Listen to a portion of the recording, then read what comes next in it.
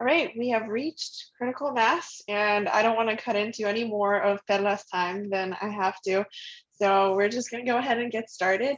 Thank you, everyone, for joining us for today's training hosted by the Office of Supportive Housing. And today we are going to be talking about the Violence Against Women Act and strategies for recognizing and working with survivors of intimate partner violence, sexual assault, and human trafficking. And as we mentioned in our announcement, this is a three-part training series. So one important thing to note is that you do have to register for each day separately to be able to access the Zoom portal for each day's training. So today we have a wonderful presenter from Community Solutions with us. We have Perla Flores, and she will be providing an overview of gender-based violence along with legal considerations when serving survivors. And Perla will be, actually, I think Perla said someone else will be back for day 2, but anyways, Community Solutions will be back for day 2 with some additional speakers, and we'll be building off of the content covered today and exploring legal remedies for survivors, as well as advocates' roles in supporting survivors and law enforcement's role in supporting survivors, and also strategies for effective collaboration.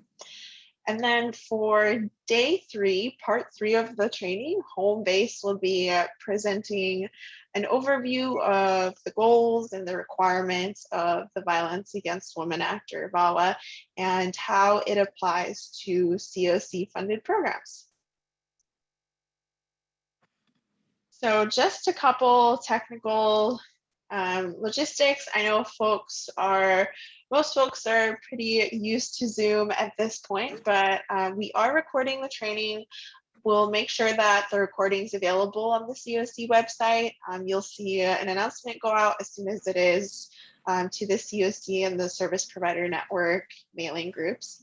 The chat box will not be recorded, so anything that you say in the chat, that won't be posted. Everyone is muted right now, and if you have questions, feel free to send them in the chat or unmute yourself, whatever you prefer. But whenever you're not speaking, we do ask that you please leave your mics off. To unmute yourself, you'll see that unmute button at the bottom left of your Zoom screen. And for phones, I believe you can click *6 to mute and unmute yourself. So please let us know if you have any technical challenges. Either send a chat or you can email us at the Santa Clara COC team email, and I'll pop that into the chat as well.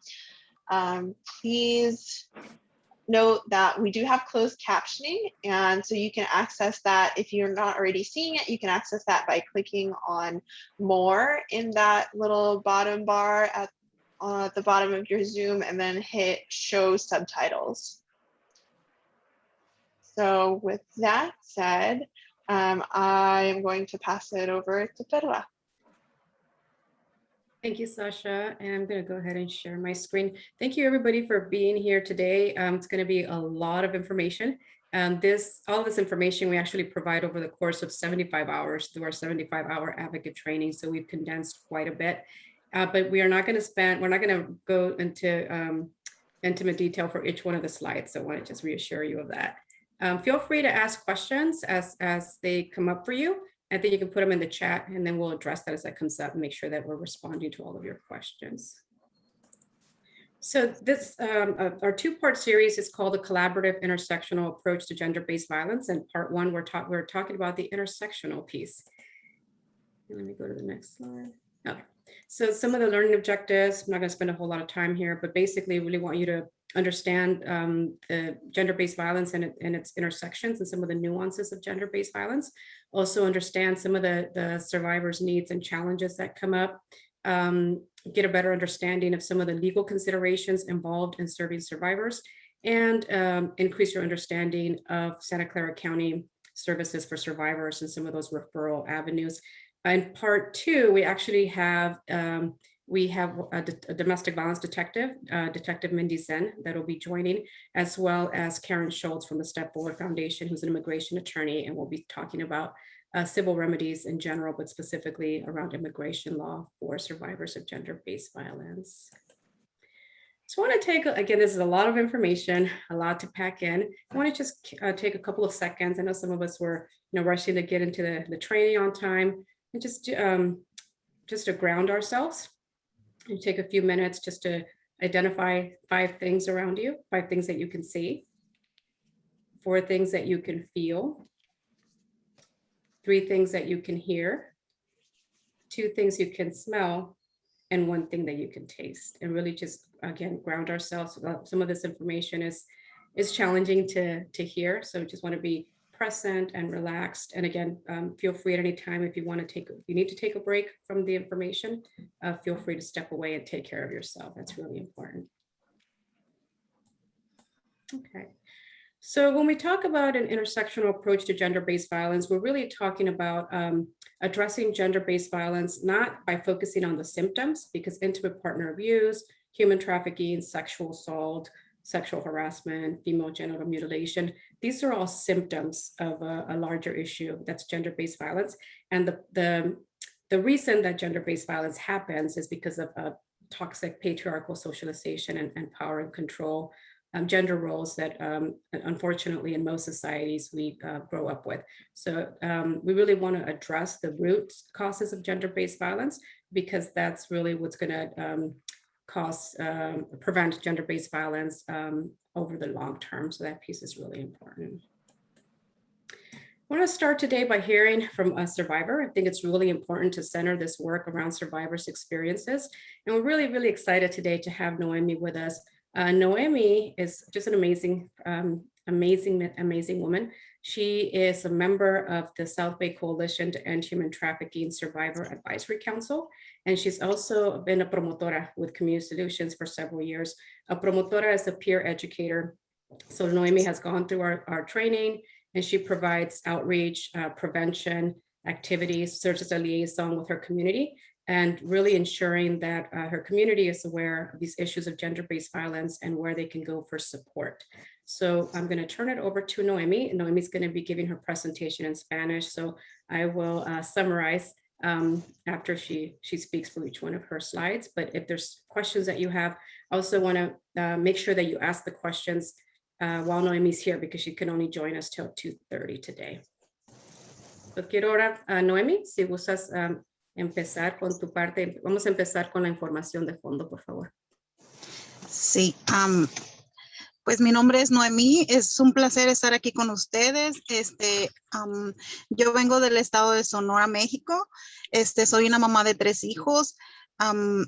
Pues tengo un niño chiquito, ¿verdad? De 6 años. Entonces, cuando yo llegué a este país, llegué solamente por un solo tiempo. Y venía a vivir aquí solamente por era un tiempo para que mi novio en ese momento, mi pareja, iba a hacer un término de divorcio y todo esto, ¿verdad?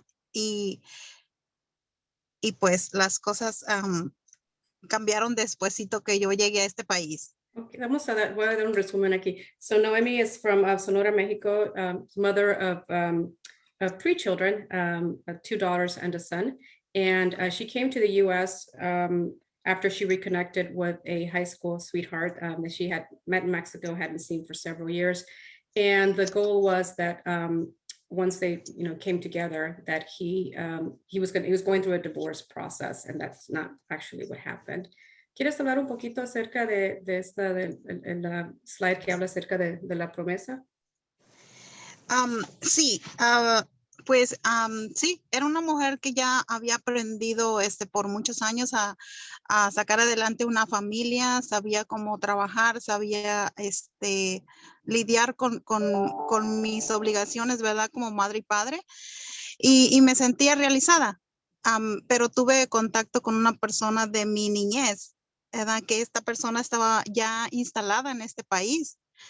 Entonces, después de un buen cortejo, me convenció de venir, pues, a acompañarlo aquí.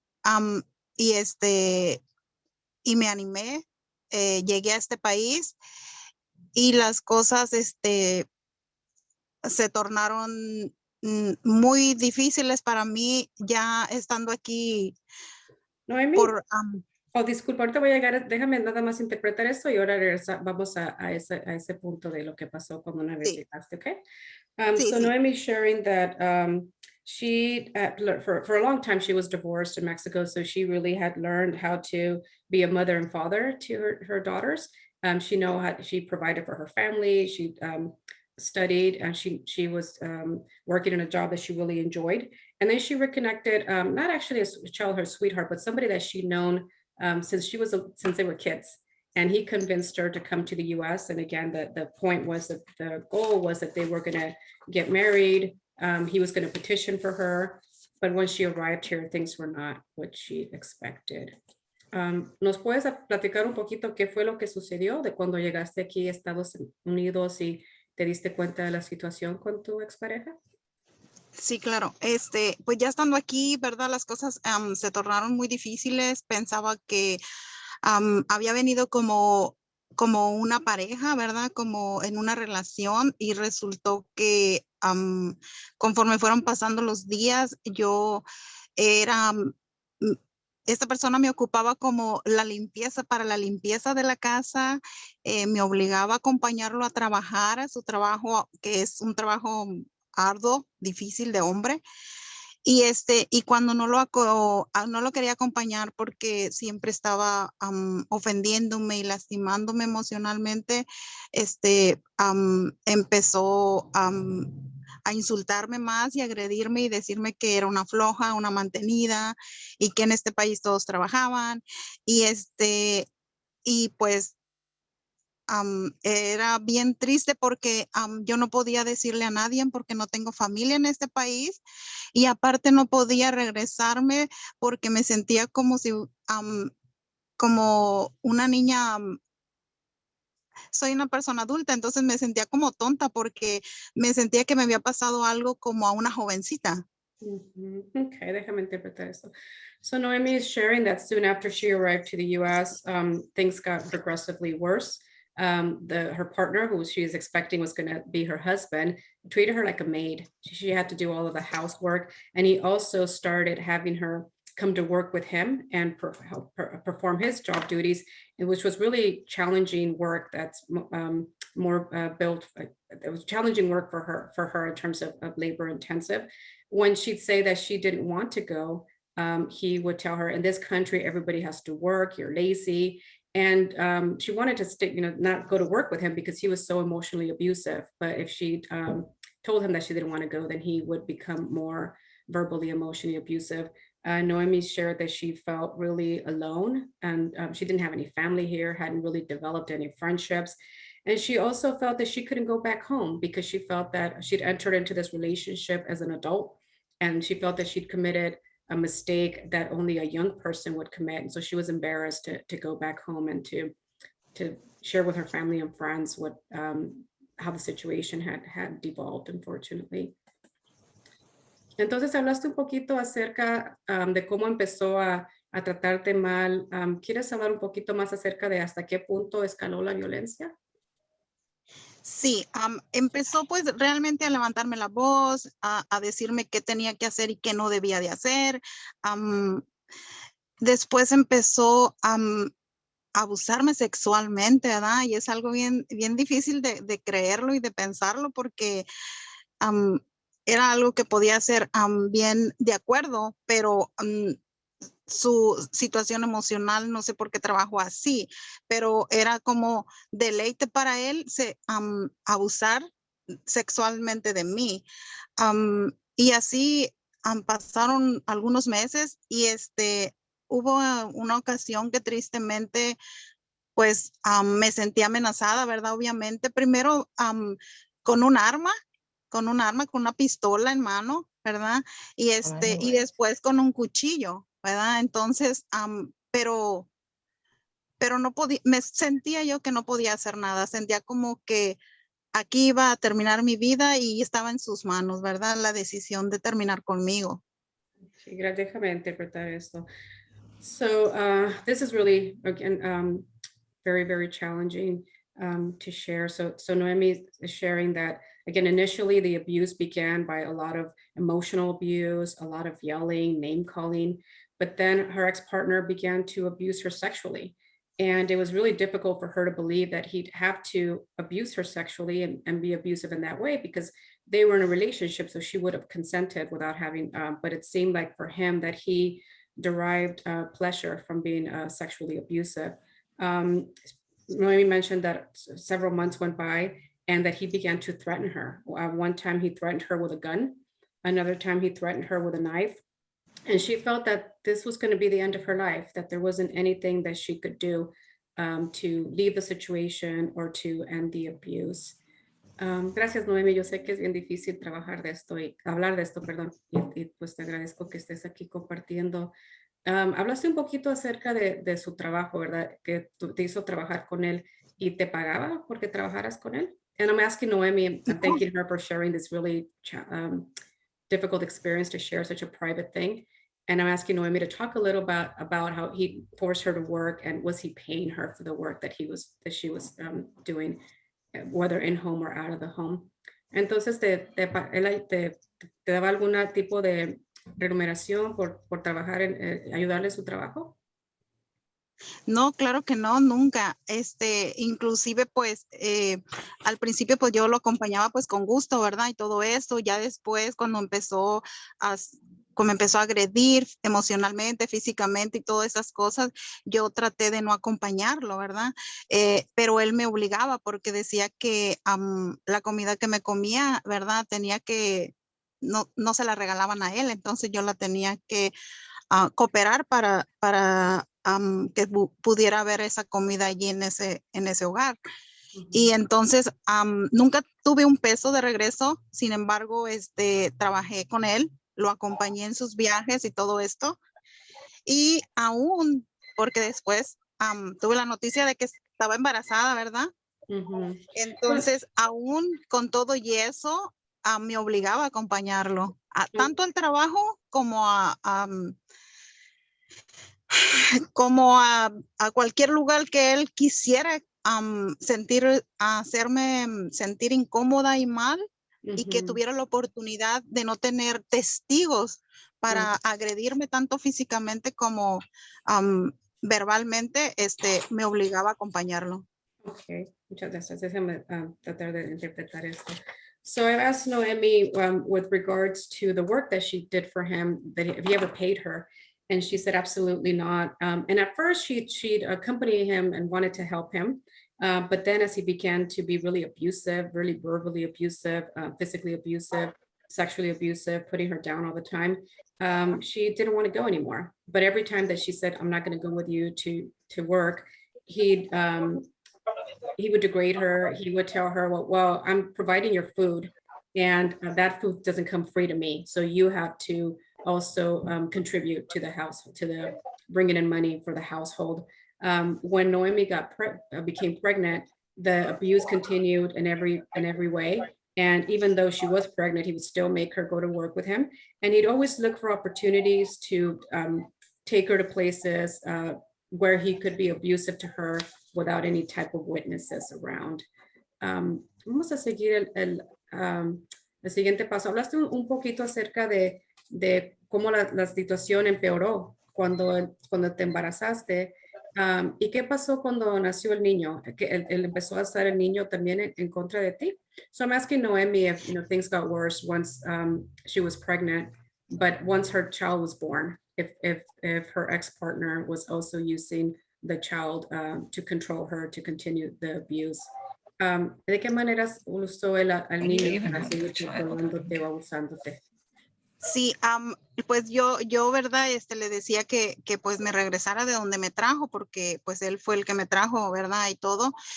Yo le pedía que me regresara y todo esto, pero él me decía que el niño había nacido aquí, que yo entré, que no tenía un estatus legal, que pensara que pues el niño me lo iban a quitar.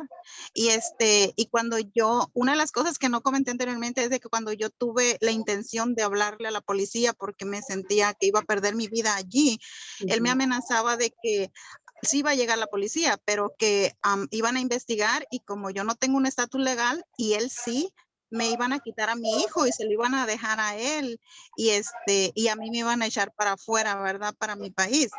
Y inclusive él llegó en algunos momentos a estrujar a mi hijo para ver mi reacción, ¿verdad?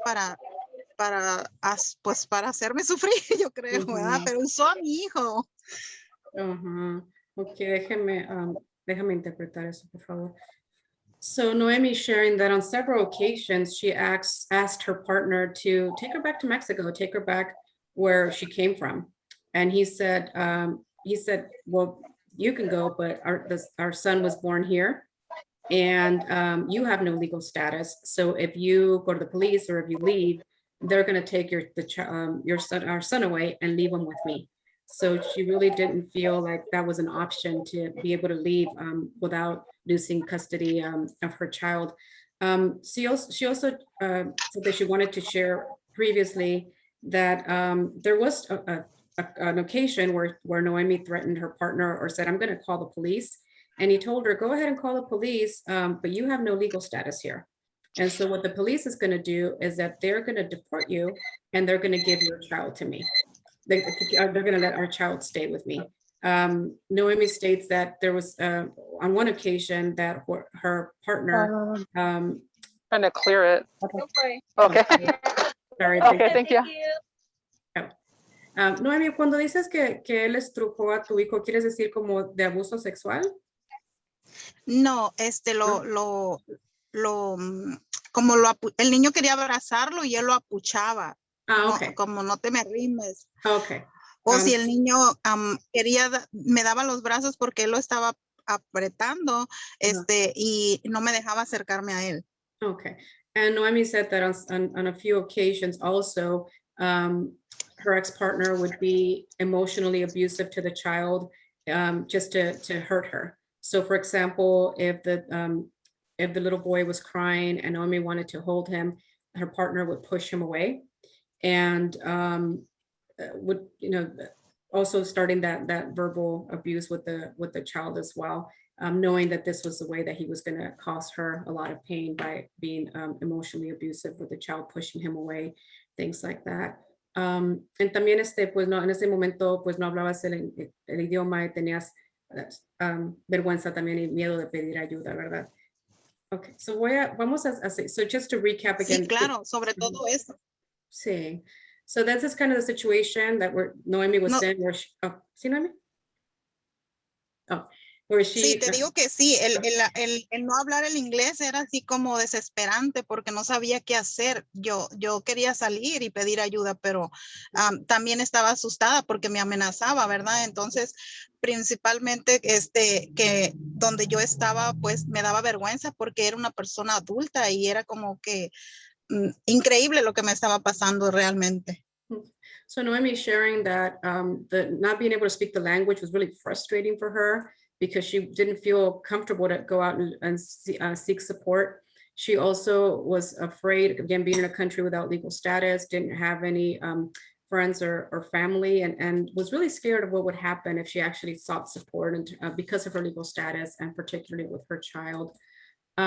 So we have a few minutes with Noemi and we're going to go into but I wanted to open the space if there's any questions for Noemi because she has to leave at 2:30. Entonces voy a abrir el espacio, Noemi, porque sé que solo tienes unos 5 minutos para ver si hay alguna pregunta para ti. So I'll just, Sasha, if there's any questions, if you can.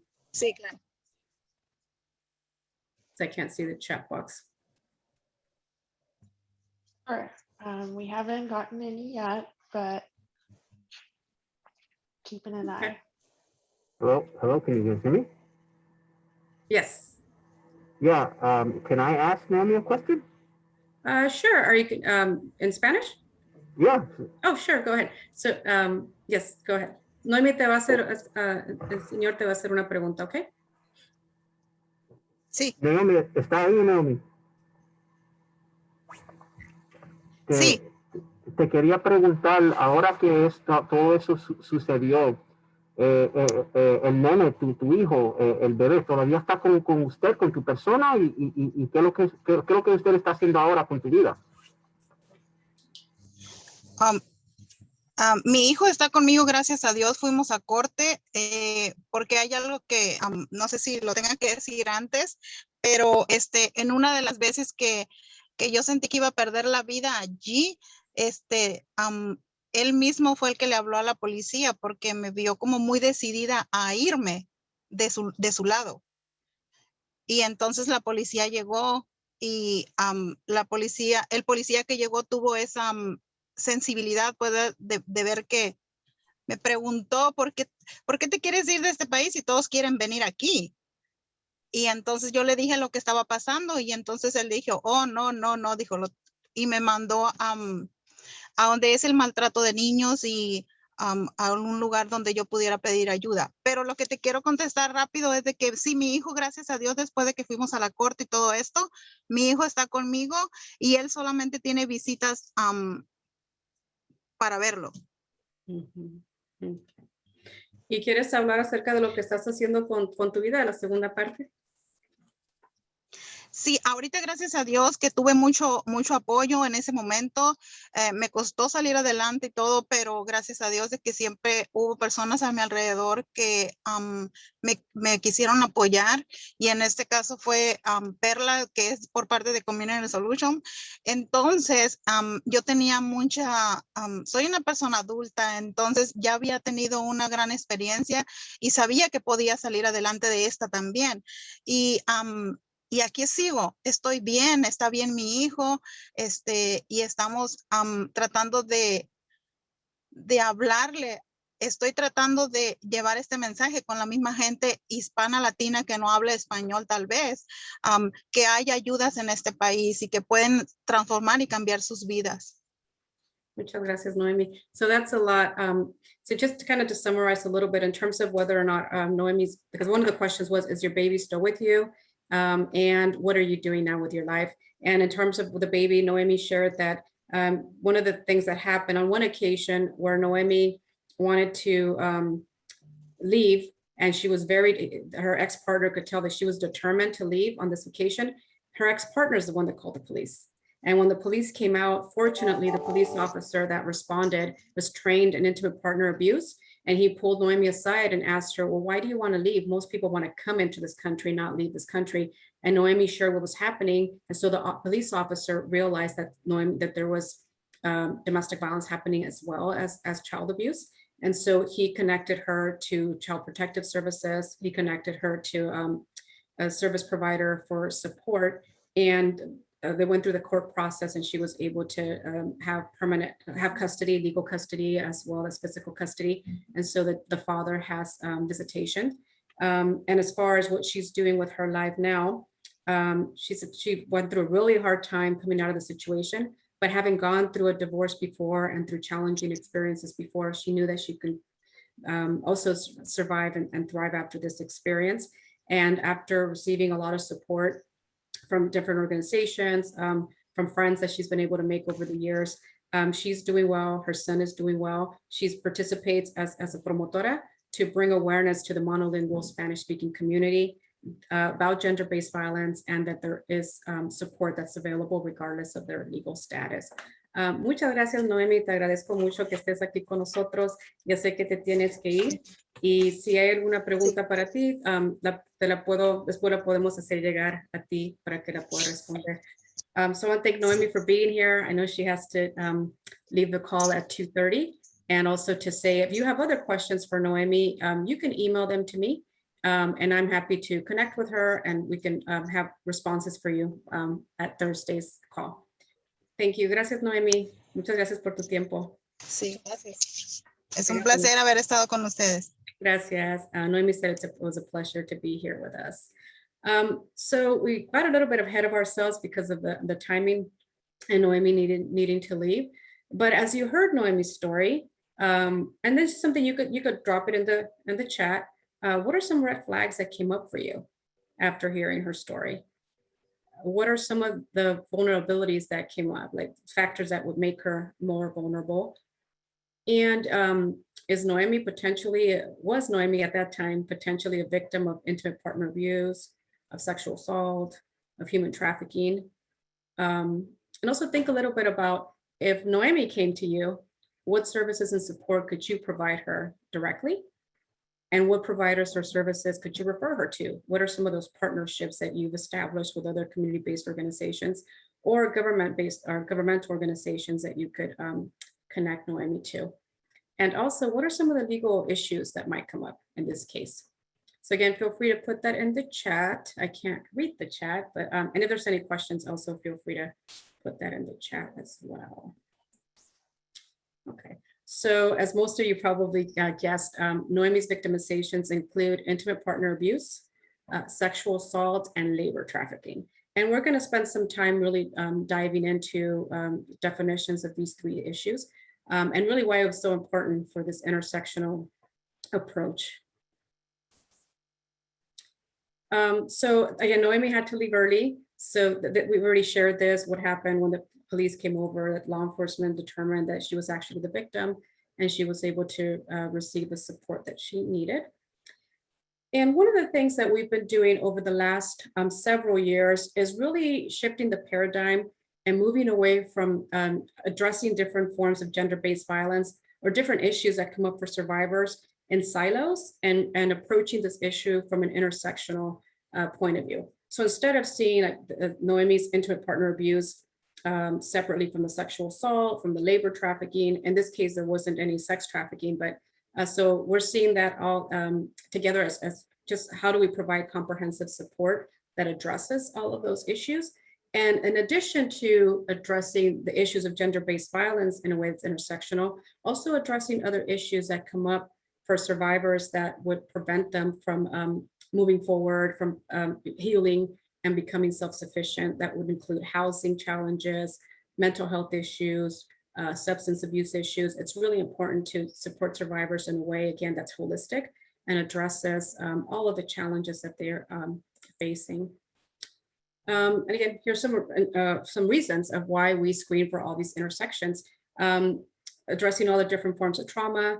The other piece that's really important is ensuring that all survivors are connected to all the protections, legal remedies, and social service benefits that are available to them, because all those things do, they are different depending on the type of victimization. Also connecting survivors to other programs that they might be eligible for, like housing, vocational training, other types of advocates, and connecting survivors to legal services. So again, we'll have Karen here next week and we'll talk about the different type of civil remedies that are available to survivors.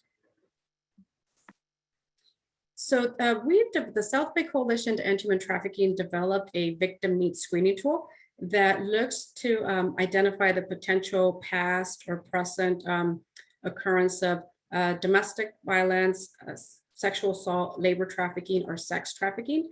And all of the, most of the confidential domestic violence, sexual assault service providers are using this tool with adults over 18.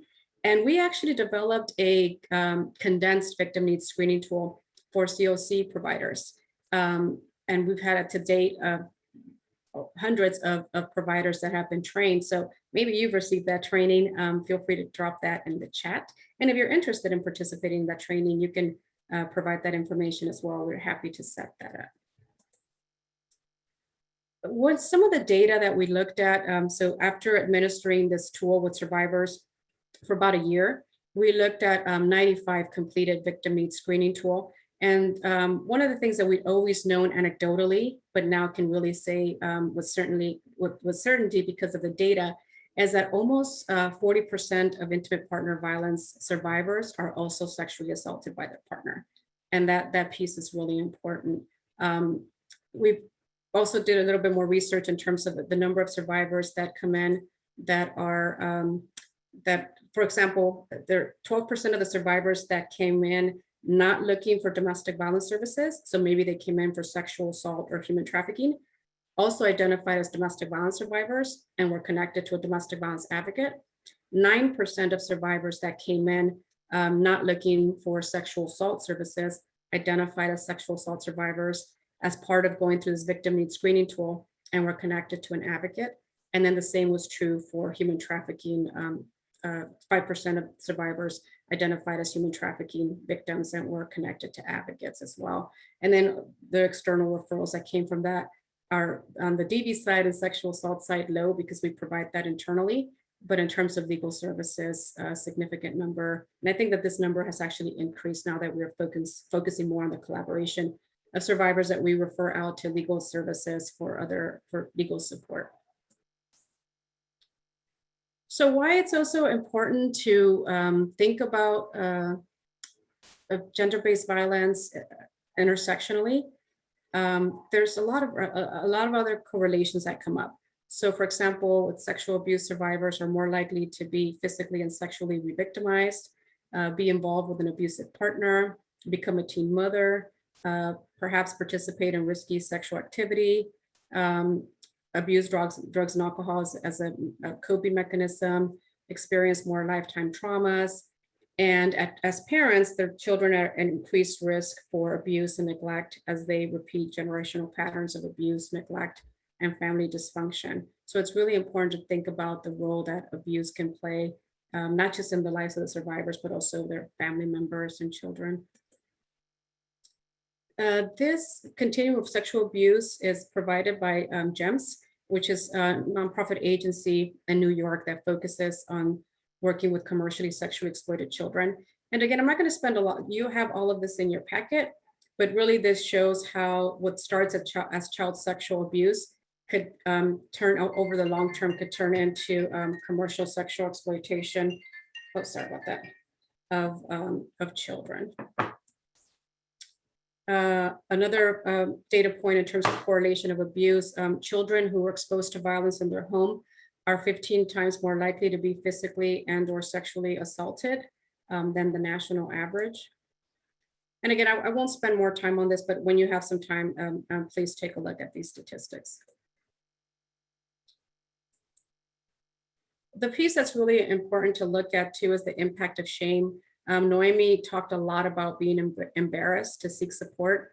And initially, she also had a really hard time talking. She didn't share that she was sexually abused by her partner until years after she was out of that situation. So a lot of times, unfortunately, the people surrounding survivors don't place the blame where it belongs on the individuals that choose to harm. They place it on the victim, which contributes to shame because then the person feels like I did something wrong. You heard Noemi say, I'm an adult. She said that several times. I'm an adult and I made a decision that only like a teenager should make. And that's again, her feeling that shame for somebody else's behavior. Okay, so I'm going to talk a little bit about intimate partner abuse. Community Solutions has been providing support services for survivors of intimate partner abuse since 1978. That's when our confidential shelter, La Isla Pacifica, was open, and that means the peaceful island.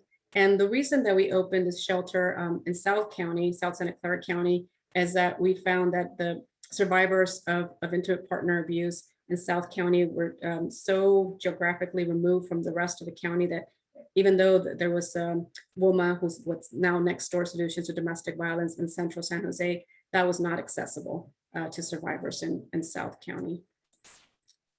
Again, I'm not going to spend a whole lot of time on the statistics. I really encourage you to read those on your own when you have some time.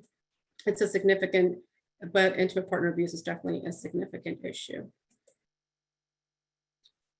So when we think about what is intimate partner abuse, we're trying to move away from the term domestic violence because legally domestic violence includes not just abuse by one partner, a spouse, or somebody in a relationship over the other partner, but it also can include child abuse, older abuse, or anything that happens in that home. But when we talk about intimate partner abuse, we're talking about a pattern of abusive behaviors that one individual uses in the context of an intimate relationship to first exert power and control over their partner, and then to maintain that power and control over their partner. So some of the types of abuse, and as you see these abuse types, think about what are some of the tactics that NOHEMI'S partner was using to continue to control her. We've heard some physical abuse. We heard threats and intimidation, a lot of emotional, verbal abuse. The isolation, sometimes the person that's the abuser is isolating the individual, but sometimes the individual becomes isolated because they're ashamed, they're embarrassed, they're scared to seek support. So that piece is really important. We heard about the sexual abuse. We heard about financial abuse, that he was not paying her she didn't have access to any money. She said, I didn't see $1 the entire time that she was here in that relationship.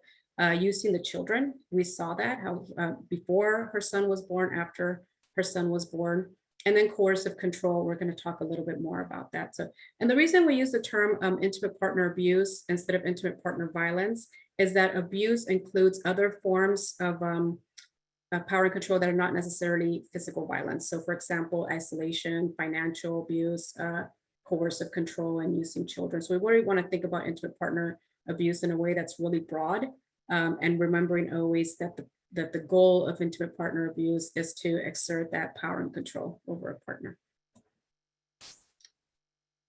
Coercive control is a really, we see this very, very, very often.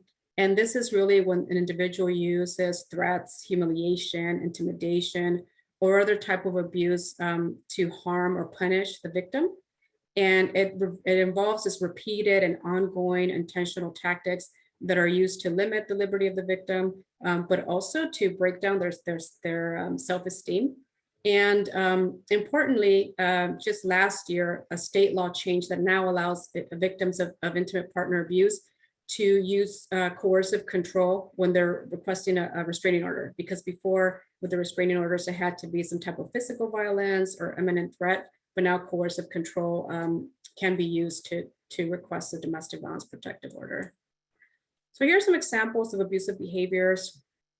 I'm not going to spend a lot of time on them. You could read these when you have some time. Sorry,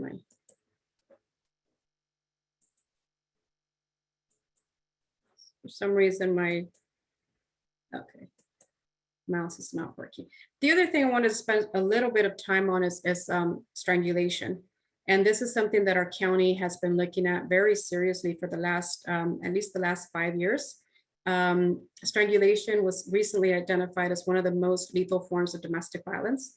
And unconsciousness may occur within seconds, and then sometimes death within minutes. So it's really, really important that we're paying attention to this. It's the ultimate form of power and control in intimate, in relationships where there is intimate partner abuse. The other data points that are really important to look at is that survivors of intimate partner violence are 8 times more likely to be killed by their partner in a subsequent assault, and 7 times more likely to suffer an attempt on their lives by their abusive partner at a later time. Another data point that came up with regards to strangulation is that individuals that will strangle their partner are more likely to be aggressive or lethal towards law enforcement. And so because of how concerning this issue of strangulation is, Santa Clara County has an intimate partner violence strangulation exam pilot, and this is a part of that. So when there is an individual who was strangled by their intimate partner as part of an assault, that law enforcement will take that individual to Valley Medical Center to have an exam, an IPV strangulation exam done. And we'll make sure that an advocate is with the survivor during that time as well, and also for any follow-up appointments, because we really want to ensure that survivors are having the medical care that they need following a strangulation, which again can have very severe impacts.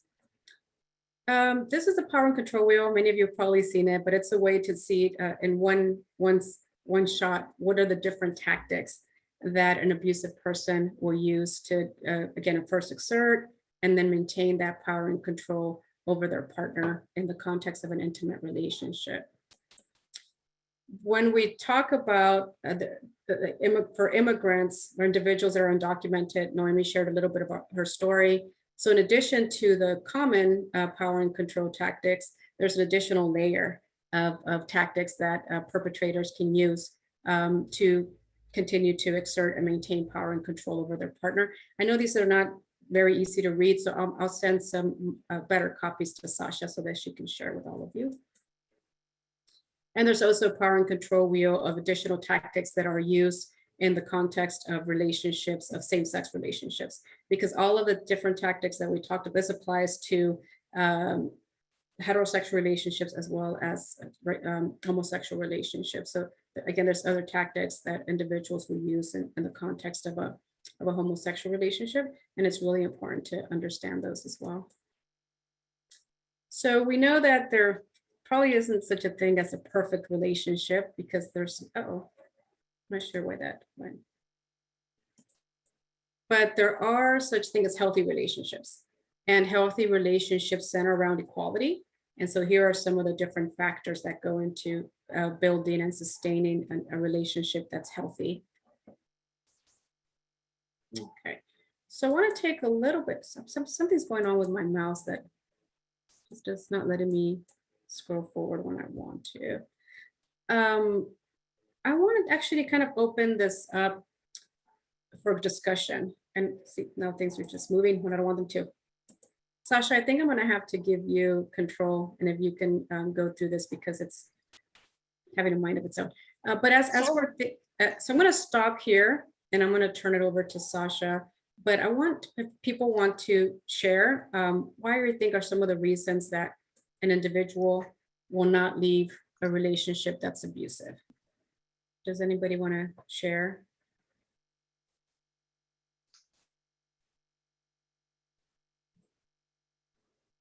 You could put it in the chat. Oh, fear, definitely. Money, absolutely.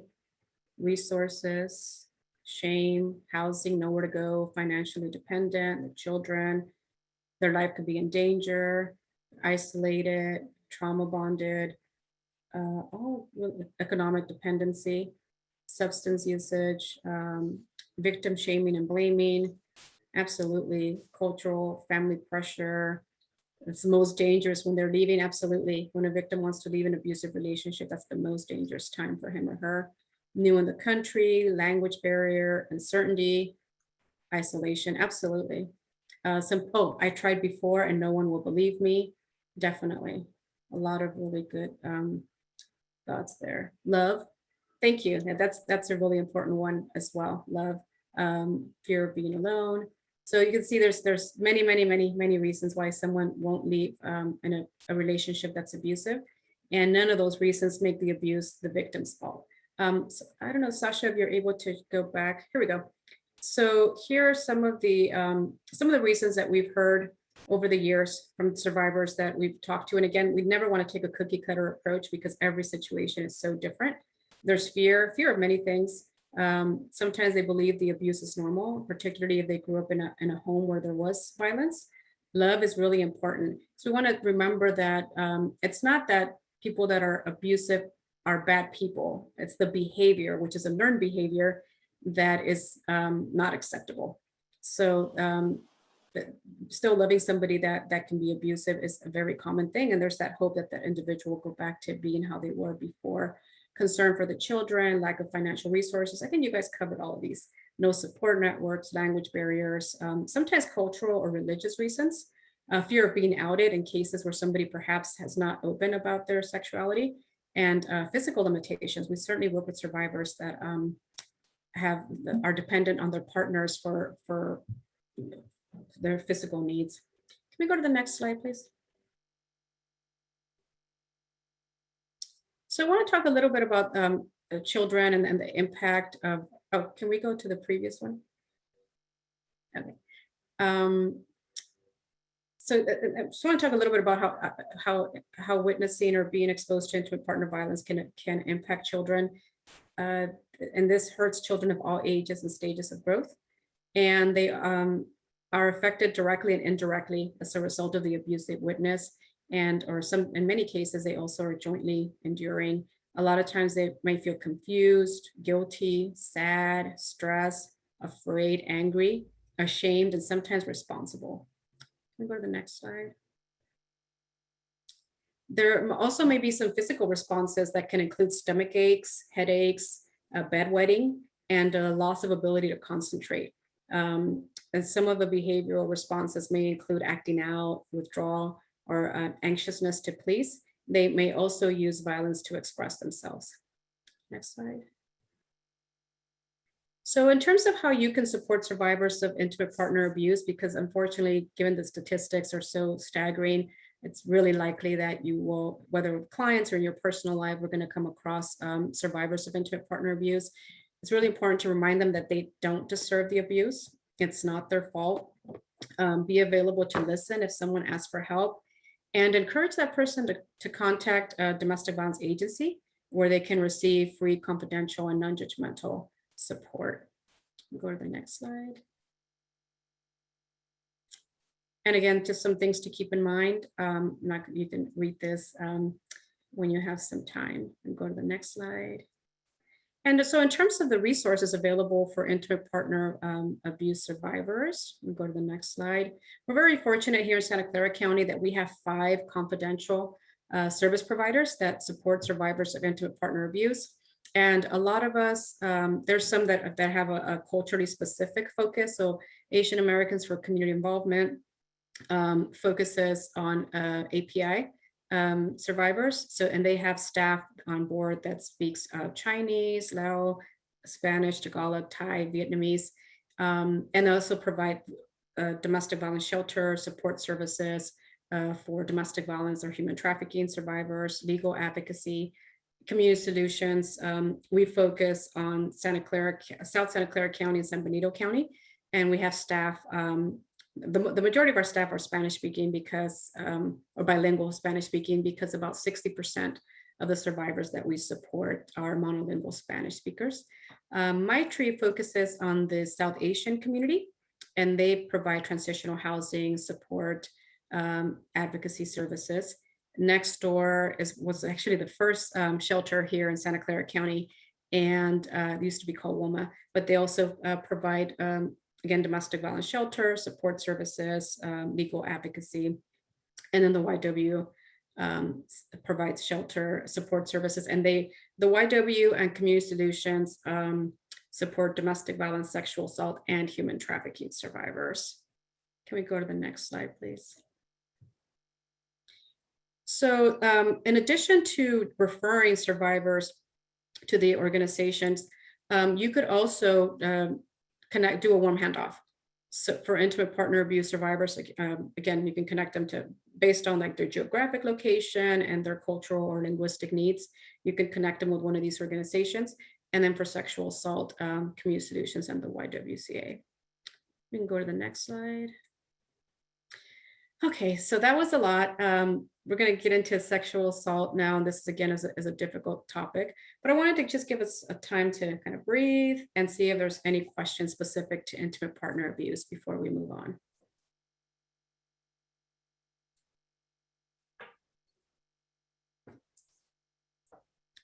Oh, okay. Okay, so let's go to the next slide. Sorry, Perla, I have a question. Yes, please.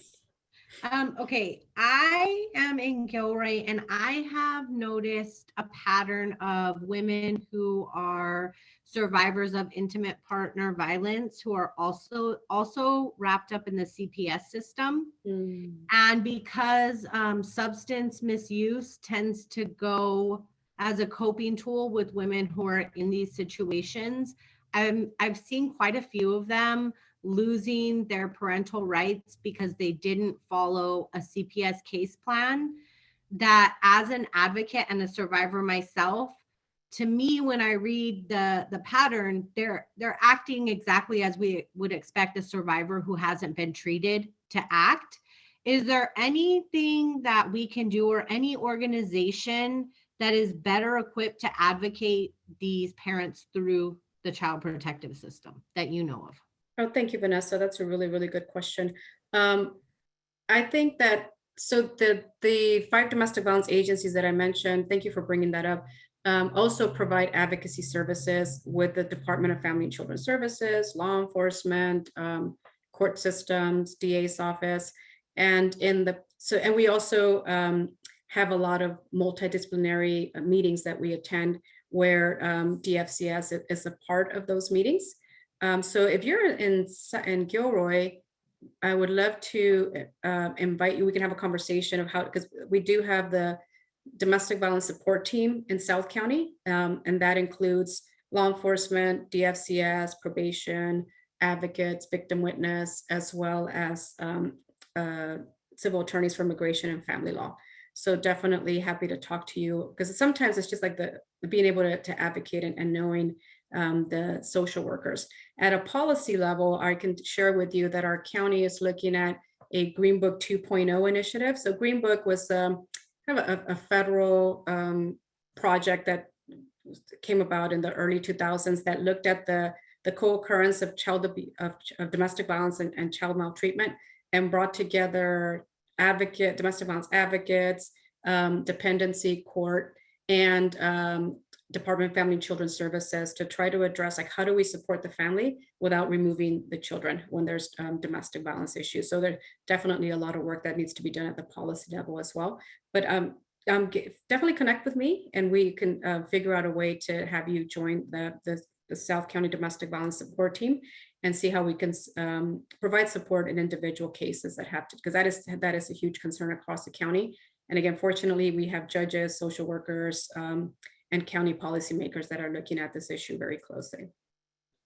Okay, I'll put my email in the chat, and then hopefully you can connect with me through that. Okay, and I'll put mine in there as well. Thank you, Vanessa. Any other questions? Okay, so I'm not going to spend a lot of time. This slide here, we're really talking about what contributes to sexual assault. Starting from the societal level, where we have a society that teaches victims don't get raped instead of teaching individuals not to be rapists, and then all the way down the community level, the relationship level, individual. But for sake of time, I won't spend a lot of time on this, and you can read that as homework. We can go to the next slide. Again, some statistics in terms of sexual abuse. And I would definitely, if you have some time to spend some time with this, what's really interesting to me is that 45% of girls in juvenile justice have 5 or more ACEs, adverse childhood experiences. And then the boys have 24% have 5 or more adverse childhood experiences. 31% of girls in the juvenile justice system have been sexually abused. Gross rate of sexual abuse is 4 times higher than boys in juvenile justice. And gross rate of complex trauma, 5 or more ACEs, is nearly twice as high. So that piece is really important to look at. If we can go to the next slide. So again, some more statistics. I won't spend a whole lot of time on that. We can go to the next slide. More statistics. We can go to the next slide. And we really want to understand some of the facts regarding sexual abuse. More than 80% of sexual abuse cases occur in isolated one-on-one situations. And that piece is, and I would also say that roughly about 80% of the cases of sexual assault, the victim knows their perpetrator. So we don't see as many stranger rapes. So it's really important, particularly when we're talking to kids about sexual assault, that it's someone that you're going to know. To have that be able to talk to their parents, to support persons, if somebody that they know is doing something that feels uncomfortable for them. It's really important to understand why children are afraid to tell. Often the abuser is very manipulative, and understand how kids try to communicate. Sometimes children will tell portions of what happened or pretend that it happened to somebody else. So it's important to be alert if kids ever want to talk about these types of situations. Can we go to the next slide? Again, more statistics for you to read when you have some time. We'll go to the next slide.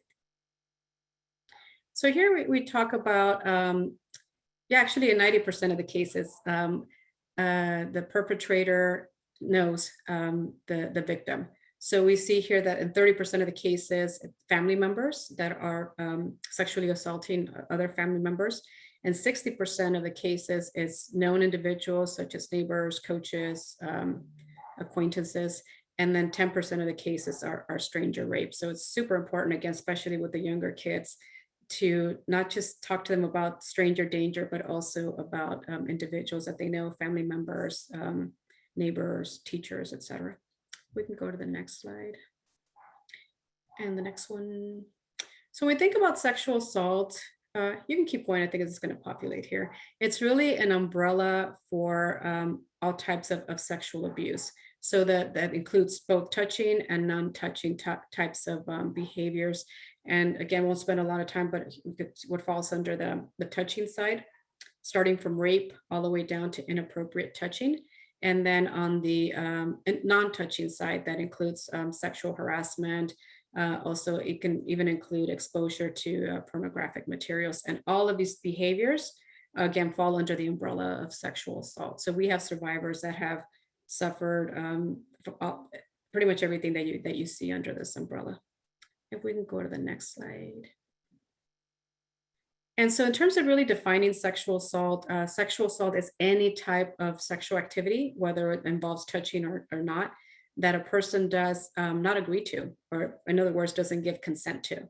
So this could include inappropriate touching, forced exposure to pornography, voyeurism, stalking, and sexual harassment. And rape specifically is when a person commits an act of sexual penetration, and when that act is accomplished against the victim's will, and that could be by means of force or violence or duress or menace or fear of immediate, I'm sorry, it's kind of hard to read because the script is coming up, immediate and unlawful bodily injury and the victim, to the victim or to another person. So that's the definition of rape. So we have a lot of sexual assault survivors that were raped, but then we also have sexual assault survivors that where it didn't rise to the level of rape. Can we go to the next slide? So when you think about consent, we think about FRIES, and this is from Planned Parenthood. So consent is something that's freely given. So it's not given under any type of duress, any type of coercion, and it's reversible. So the person can consent and then change their mind. That's really important. It has to be informed consent. It's enthusiastic, so it's not where somebody's being pressured into doing something, and it's specific of what that person consents to. So understanding consent is really important. Again, particularly when we are talking to young individuals. Can we go to the next slide? So a lot of cases of sexual assault are not reported to law enforcement, and there's a lot of barriers to reporting. It could be the person distressed or disconnected from the authorities or government or other institutions. They might have limits to being able to access services. There's a lot of internalization of blame. So a lot of times survivors will feel that is their fault, that somehow they brought about that assault, that if that person was a good boy or girl or adult, that wouldn't have happened to them. And then sometimes there's this conscious self-sacrificing for what's perceived as a greater good. So I'll give you an example. I've worked with many, unfortunately, many survivors of sexual assault that were abused by perhaps their stepfather when they were growing up, and they have other siblings. And so they didn't want to report because they didn't want the family to, or maybe it was their own father. They didn't want their loved one to get in trouble. They didn't want to break up the family. And they also wanted to be there to protect their siblings. And the other piece really goes about believing, or sometimes a person feels like nobody's going to believe me if I share this. If I say that this person who is perhaps a family friend or member of the family that's in good standing with the family, that they're not, the victim feels that they're not going to believe me over this other person. Can we go to the next slide? So one of the things that is helpful when we think about personal safety is how we see that differently, and depending on what gender we are. So if you would like, maybe just think about it, or you could put in the chat, 3 things that you do every day to increase your personal safety. So this could be perhaps when you're driving in from work, and more likely when you're driving home from work that it's dark, What are 3 things that you do to, again, to increase, also be aware of surroundings? What else? Anything else that you do to be alert? Have your keys in your hand, keep your keys in the hand, have continuously check who's behind me, see if someone's following me, lock doors, look around. I want to get and leave the lights on, cover my chest, keys in hand, check the car before getting in, have my pepper spray handy, stay vigilant. Okay, keys in hand. A lot of really good suggestions here. And can I ask, what is the number one fear? What is the number one fear in terms of being at risk? Like, what is the fear of? And you guys could put that in the chat as well. Being mugged, raped, or attacked. Absolutely. And it's interesting not having control, being attacked, being kidnapped. So when we think about, we do this exercise, and it's kind of hard to do here over Zoom, right? But we have the list of, like, we compile all of the safety techniques that women use, and then compare that against the ones that men use.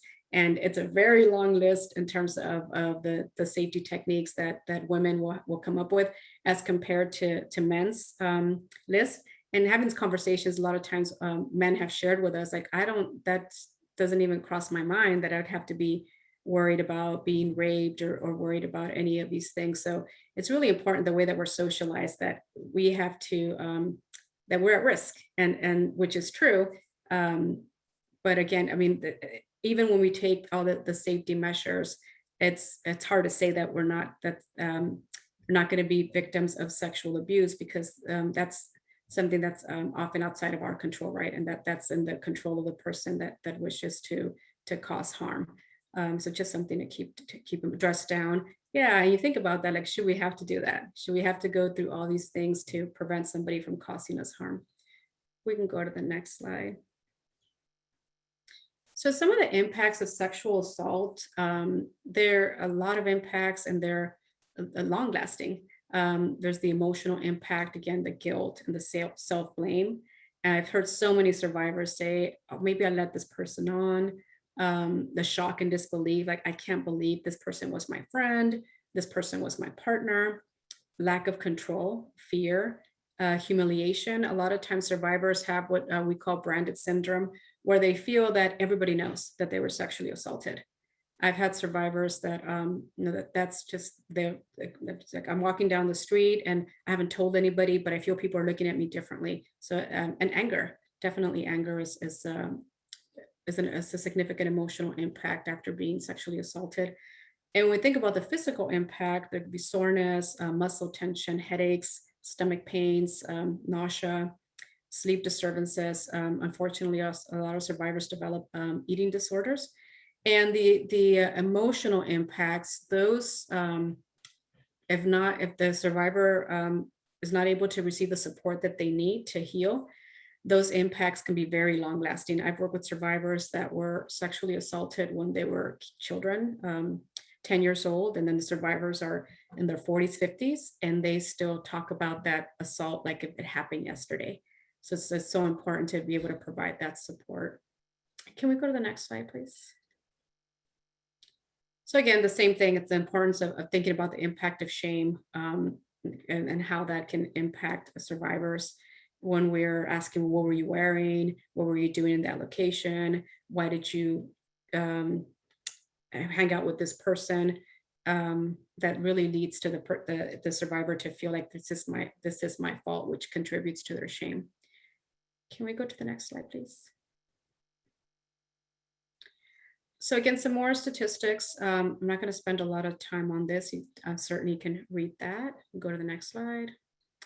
And I like to put this twice because it's so important when we think about the impact, particularly of child sexual abuse, and how over the long term, if without the adequate support, can lead to commercial sexual exploitation of children, which we'll talk a little bit more about in a bit. We can go to the next slide. So in terms of resources for sexual assault survivors, there are Community Solutions offers a 24-hour crisis line. Oh, actually, Community Solutions and the YWCA. We offer in-person response to the police department, hospital, or schools to meet with survivors.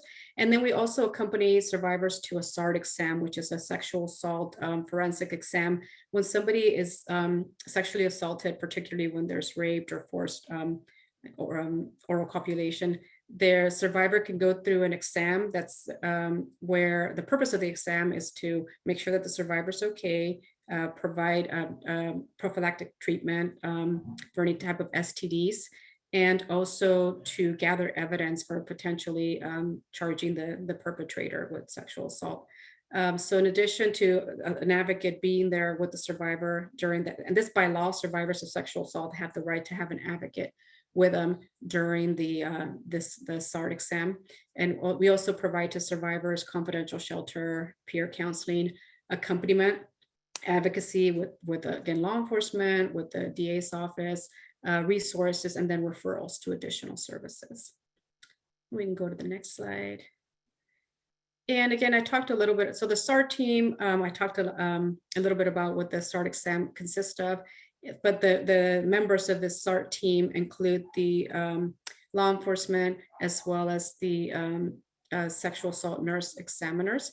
There are sexual assault forensic exams for adults, and that's for anyone that's over the age of 12. I mean, we know that children over the age of 12 are not adults, but in terms of the physiological changes in the body, they're considered for the purpose of this exam. And then the pediatric SARTs are performed for children 0 to 11 years old. We can go to the next slide. So this I would really encourage when you have some time to read. And this is the sexual assault survivors' rights, and it includes the penal codes with regards to having the right to have an advocate present during any type of evidentiary medical exam or interview by law enforcement or district attorneys. And also by law, when law enforcement is going to order a sexual assault forensic exam for survivors, by law, they have to notify the sexual assault service provider, so that, because an advocate has to show up, and then it's up to the survivor whether or not they want the advocate there, but by law, an advocate has to be present. Can we go to the next slide? And this is the information for the 2 sexual assault service providers in our county, the YWCA and Community Solutions. Community Solutions is limited to supporting survivors. We serve San Benito County as well, and we serve South Santa Clara County, so Morgan Hill, San Martin, and Gilroy. We can go to the next slide. And I think that's another good time to, that was a lot. So let's take a couple of deep breaths, kind of ground ourselves here where we are. And using your 5 senses, think about five things that you can see. Take a few deep breaths and focus on 4 things that you can feel, 3 things that you can hear, 2 things you can smell, and 1 thing that you can taste. And take a few deep breaths.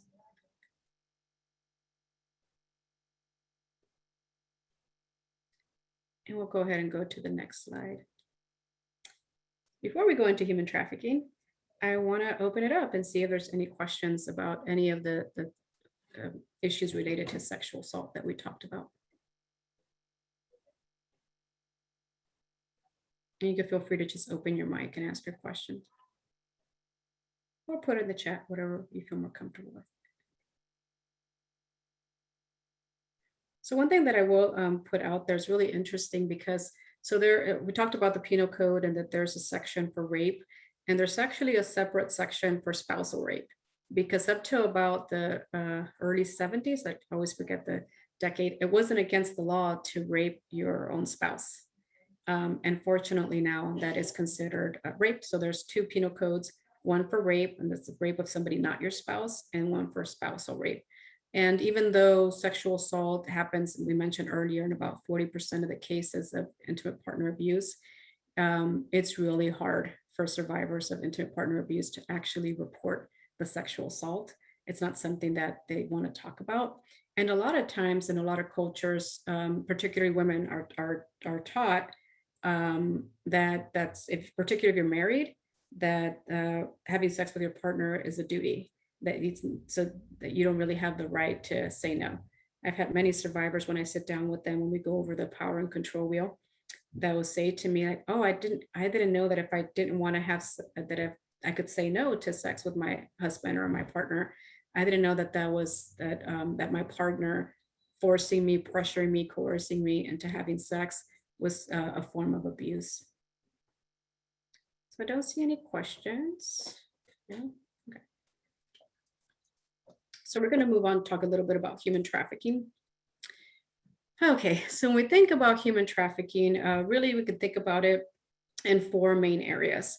One is labor trafficking. One is sex trafficking of adults. Another is commercial sexual exploitation of children. And then domestic servitude is another broad area of where human trafficking happens. And just to give you a little bit of history, Community Solutions has been supporting survivors of human trafficking since 2003. And we have in Santa Clara County, the South Bay Coalition to End Human Trafficking that formed informally in 2003 and then formally in February of 2005, and was really started by domestic violence organizations that realized that a lot of the survivors that were coming in for services for domestic violence or sexual assault were also human trafficking survivors. So we wanted to make sure that they were getting all the support that they are entitled to. So we can go to the next slide. So again, we could really split human trafficking into 2 main components. One is sex trafficking. And so this is the legal definition of sex trafficking. So it's, again, I'm not going to read the whole thing, but basically recruiting, harboring, transporting, or providing an individual for commercial sex acts and using force, fraud, or coercion to do that. But the really important thing to keep in mind is that when an individual is a minor, when they're under 18, they can't consent to have sex legally. So when we're talking about a minor, then we don't have to prove that there was force, fraud, or coercion. Anyone under the age of 18 that is exploited sexually for commercial purposes is considered a victim of sex trafficking, and we refer to them as commercially sexually exploited children, or CSEC. And then on the labor trafficking side, again, recruiting, harboring, transporting, providing a person for labor or services, and we have to show that there was that was through force, fraud, or coercion for the purpose of subjecting that person to involuntary servitude, peonage, debt, bondage, or slavery. I think it's going to make more sense when we go to the next slide. So this, I'm not going to spend, so I talked a little bit about that, about the difference between CSEC and adult. We can go to the next slide. So this, for me, this helps me better understand human trafficking, because we basically have to have, for a situation or a type of abuse to be considered human trafficking, we have to have these 3 elements. And so we have to have an action. So that action could be that the person recruited or harbored or transported or provided or obtained or attempted to do any of these things, an individual, and we have to have a means, unless again, we're talking about a minor under 18 and it's for sex trafficking. So that has to be either there was force or fraud or coercion. And here are some examples, like causing or threatening serious harm, physical restraint, debt bondage, abuse of the legal process, withholding documents. And so, and that has to be done for a purpose. So the purpose is either commercial sex acts or labor or services. So what about Noemi? If we think about Noemi, is Noemi a victim? Was she a victim of human trafficking? Yes, no, maybe. So we want to put that in the chat. So we have yes, yes, yes, yes. Okay. And again, if we apply this AMP model to Noemi, we know that her partner basically recruited her because he went to Mexico to convince her to move here with him, also harbored her because she was living with him. He transported her to the US. So that you only have to have one, but yet here we have at least 3. And then the means that he used to initially bring Noemi into a situation where he was going to exploit her for labor, initially he used fraud, because he told her, we're going to get married. You're going to come to the US. We're going to be a family. We're going to get married. And then once she got here, that was not the situation. So that's fraud. So to get her here, he used fraud. And then to continue to exploit her for labor, he used physical abuse, he used threats, he used abuse of the legal process. And that's, threatening her that if you call the police, XYZ is going to happen because you're not documented, etc. Okay, we can go to the next slide. So these are some statistics, some national statistics on human trafficking. There's a great resource, the Polaris Project. They run the National Human Trafficking Hotline. And all of the human trafficking service providers across the country are linked to the Polaris Project. So there are situations, for example, we've had a survivor from Korea about 5 years ago that called the National Human Trafficking Hotline. And because we're connected to the hotline, within a few minutes, that hotline called us because they knew that we served that area. Within half an hour of the survivor placing that call, we were on our way to pick her up and bring her back to the shelter. So that, and particularly with the nature of human trafficking, that there's a lot of moving around of victims, it's really important to have those networks, not just locally throughout the state, but also throughout the country. So we can go to the next slide. So the Trafficking Victim Protection Act, and that's the one that we used, the definition that we looked at previously, that's the federal law for human trafficking. But there's also a state law, and that state law was passed like in 2006, 2007. And what makes it a little bit more challenging when cases are tried at the state level is that at the state level, in addition to having to prove force, fraud, or coercion, we also have to say that the person couldn't reasonably leave. So where you have situations, especially where there's intersections of domestic violence and trafficking, that we've seen that come up quite a bit, where judges or prosecutors will say, well, that's not human trafficking because this person could have left. And so it's really important to understand how coercion comes into play, and threats and physical and emotional abuse, particularly again in cases where we're talking about intersection of trafficking and intimate partner abuse. We can go to the next slide. So again, some more statistics. California has one of the highest rates of human trafficking across the country, and there's 4 areas, particularly in California, that are known as that we have really high level of trafficking that occurs. One of them is San Jose, Los Angeles, San Diego. I always forget the 4th one, but that really is because these areas, if you think about how easy it is for some, and there's so many different ethnicities, there's such a diverse area, so it's really easy for individuals to go, for us not to really notice when there's individuals here that speak different language, etc. And the other thing too is that it's so easy. There's this airport hubs. It's just really so easy for people to kind of come in and come out of the state. And again, particularly in those 4 areas. So if you look at the statistics on the National Human Trafficking Hotline's website, you'll see that California is one of the states with the highest reported cases of human trafficking. We can go to the next slide.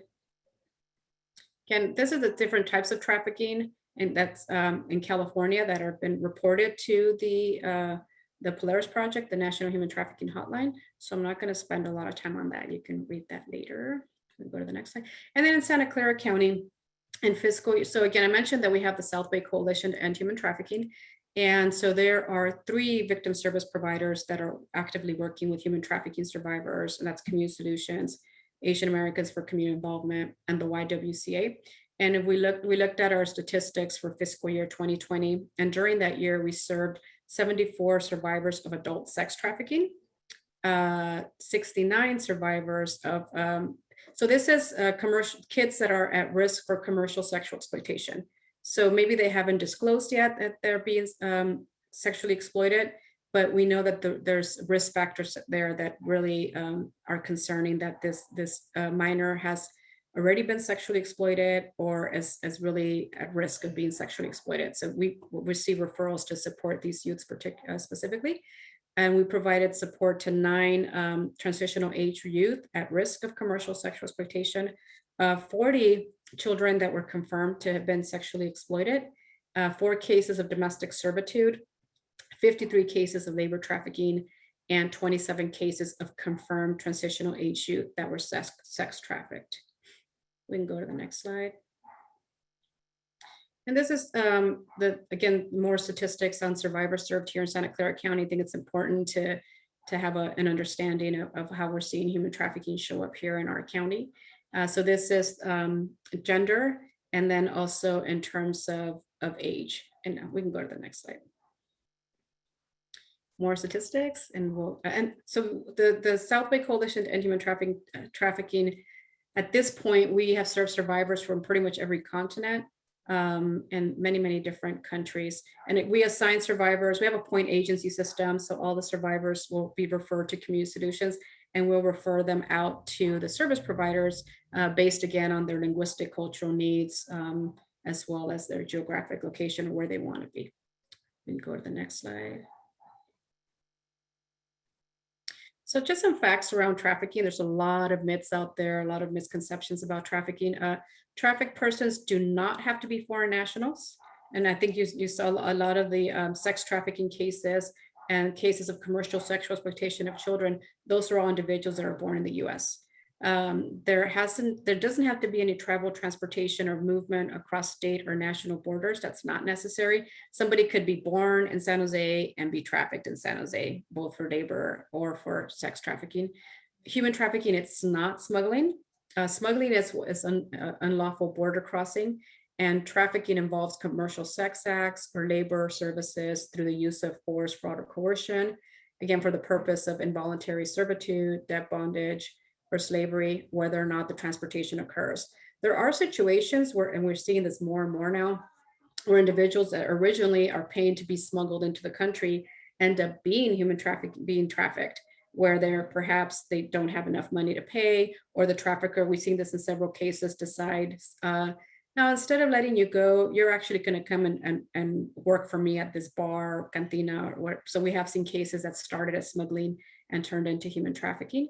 The other piece is that the physical restraint is not necessary, because the control can be psychological, like threats to harm the person or their family members.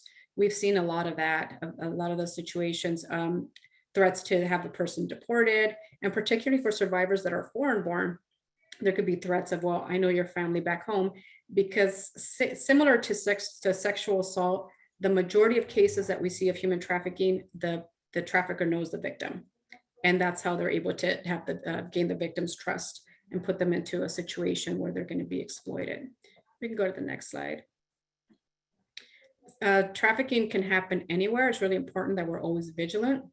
Domestic servitude. So this includes nanny work, individuals that work in taking care of elderly adults. In fact, there was a huge case out of San Mateo a couple of years ago at a location called Rainbow Bright. You can Google it. And there was several individuals that were brought in from the Philippines to provide support services for elderly adults or individuals that are with handicaps, and they were being trafficked. I've also worked with, I have several individuals, one that always comes to mind, a young woman that was brought from Africa here to the US by her brother. And supposedly she was going to live with her, she was pregnant, so she was going to live with her brother. He was going to help support her. Once she got here, he started being super abusive and actually having her do all the housework, take care of his kids.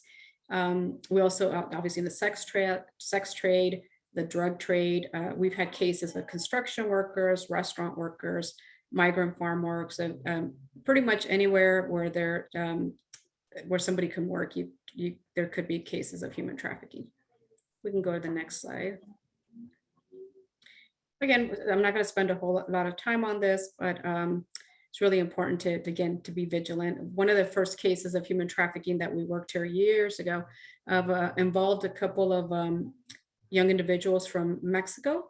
And the reason that we became aware of this case is that one of the customers that like to frequent a restaurant started asking one of the trafficking victims, this customer started asking the waiter, like, are you getting paid overtime? Because I see you here when I walk through to go to my office, you're here really early. And then when I'm going home, you're here. So he became suspicious because of how many hours. And this person looked like they were 15, 16. He's like, are you going to school? Are you getting paid overtime? And also notice that when the customer tried to speak to to the waiter, that the restaurant owner was giving him dirty looks. And so he called the Department of Labor, and after an investigation, it found out that they had three individuals that were being trafficked, 2 young males and 1 young woman.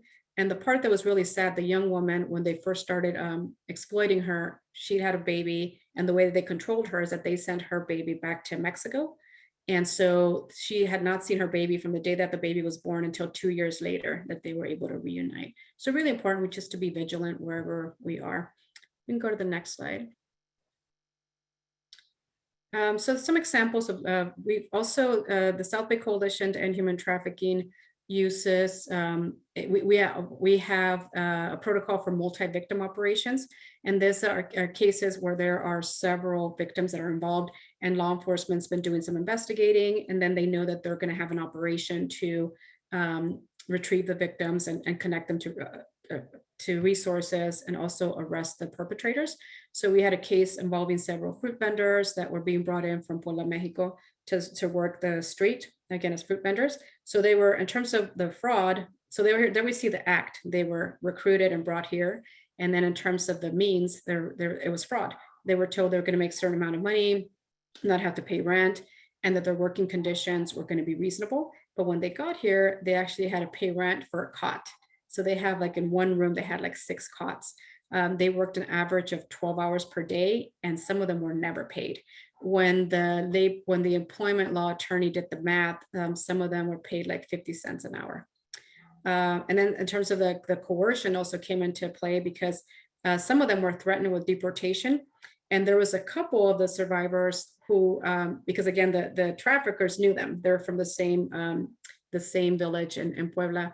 And so the traffickers had a couple of the survivors sign off documents saying, I owe you so much for you taking me to the US. If I don't pay you, then you can keep my house.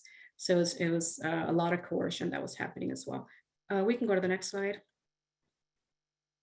So again, domestic servitude, I talked a little bit about it. This is involves any type of work performed in a home or household capacity. So it could include cleaning, childcare, elderly care, etc.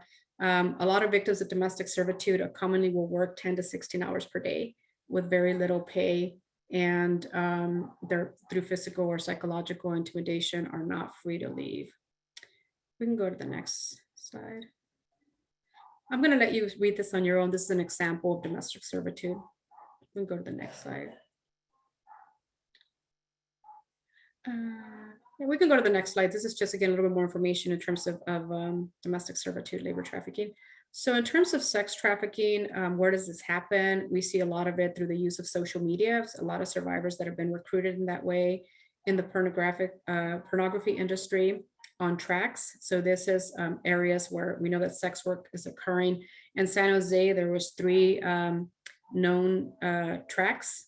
And so we have provided services for individuals. And we're not saying that every individual, if the person is a minor and they're doing sex work, they're automatically considered a victim. But for adults, we're not saying that all adults that do sex work are human trafficking survivors, because there are some individuals that they're doing that out of their own volition. And another way that we see trafficking happening is through Romeo pimps. And these are individuals that will start a relationship with a victim, an intimate partner type of relationship, and then start first asking them to perform sex work for money, and then start forcing them to do that. And that's where we see a lot of intersections of intimate partner abuse and sex trafficking. I've had several survivors that I've worked with that this is how their situation started. It started as a relationship, and then it evolved into this exploitation. And so that's a misspelling. It shouldn't say gorilla, it should say guerrilla, G-U-E-R-I-L-L-A. I think that's a typo there. So those are the type of exploiters that we see where somebody's actually kidnapped. When you think about the movie Taken, it doesn't, it's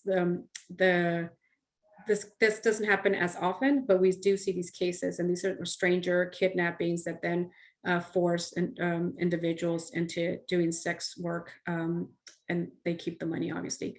We also have seen a lot of familial exploiters, and these are individuals that exploit their own family members through sex trafficking. So that can include, I've seen cases of parents, my mom and dad exploiting their children in this way. We've seen cases of brothers. So this is, again, any family member that's exploiting their family member through sex work. We can go to the next slide. So I'm not going to spend a lot of time with this. This is an example of sex trafficking, one of the first cases that we worked with. And actually, if you Google Emelén Resillas Blanco, her story her case happened many years ago, and about 10 years, her case happened like in 97. But she, after many, many years that her situation happened, where she was brought here from Mexico, told she was going to be working at a restaurant, actually was forced into doing sex work in Morgan Hill. And she shared her story publicly in about 2010.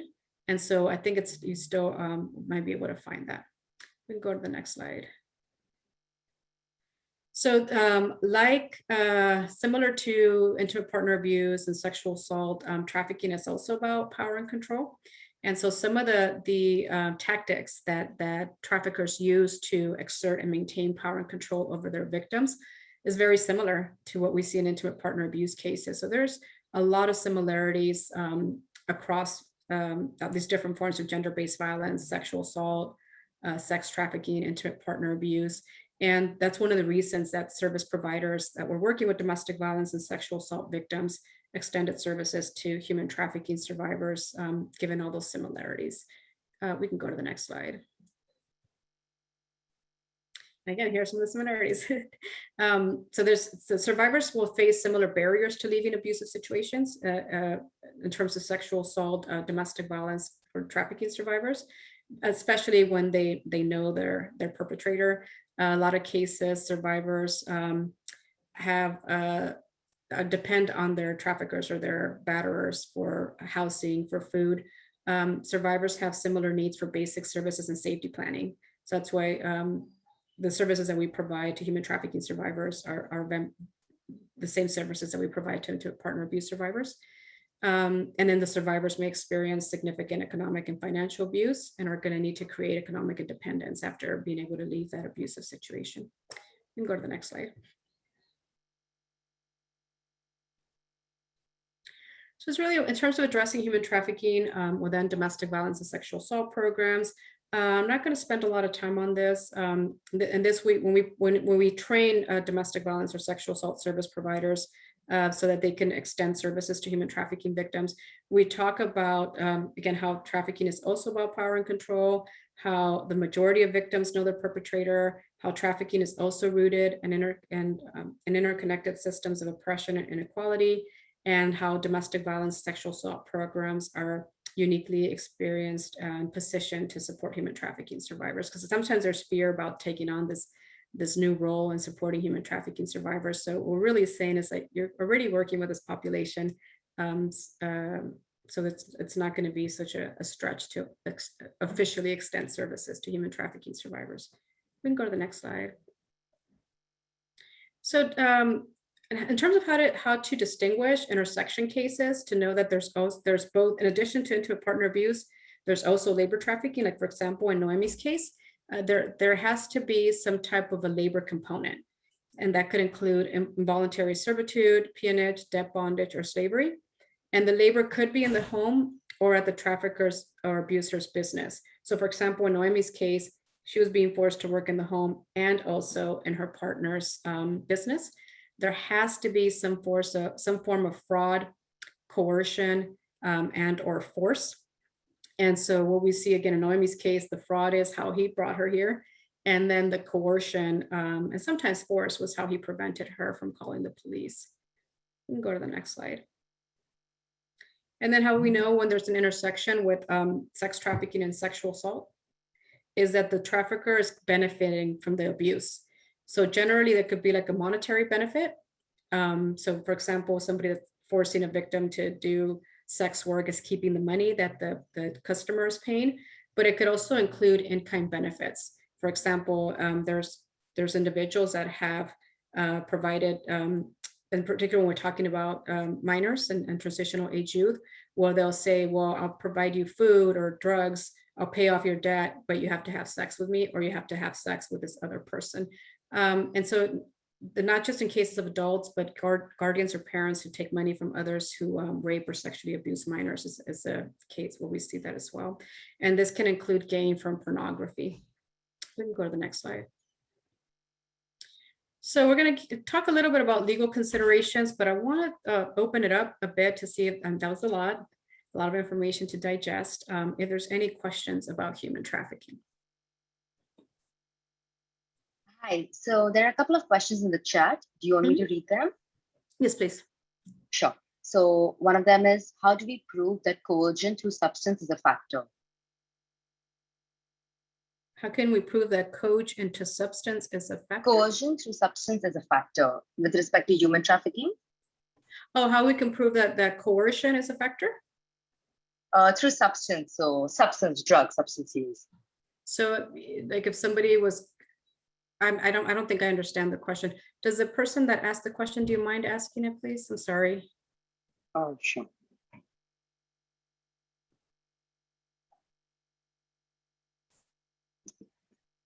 I'll go ahead with the next question in the meantime.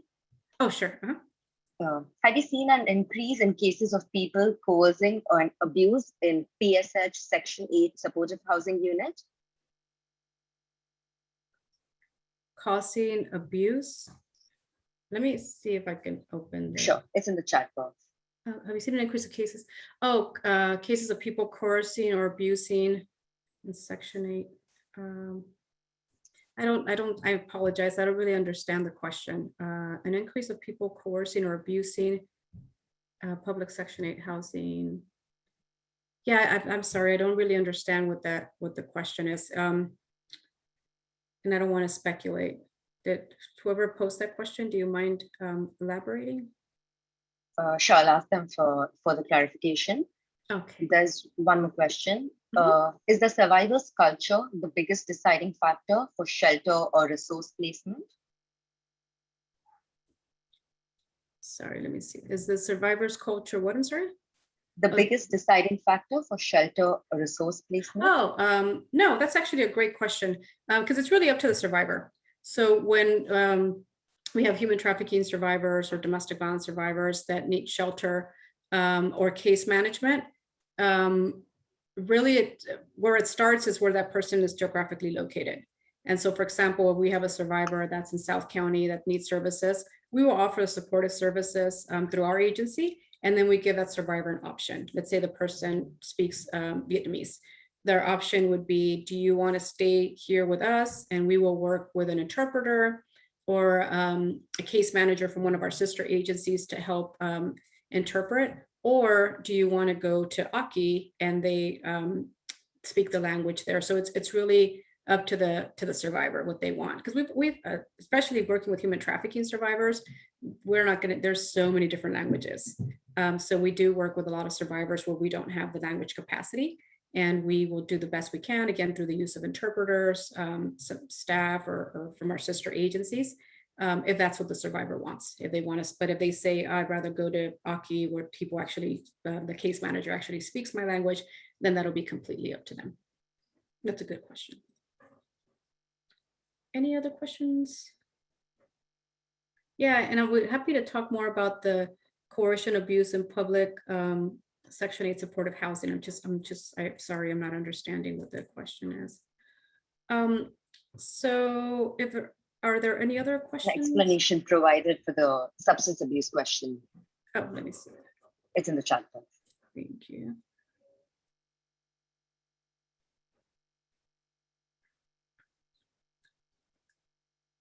Oh, so let's see.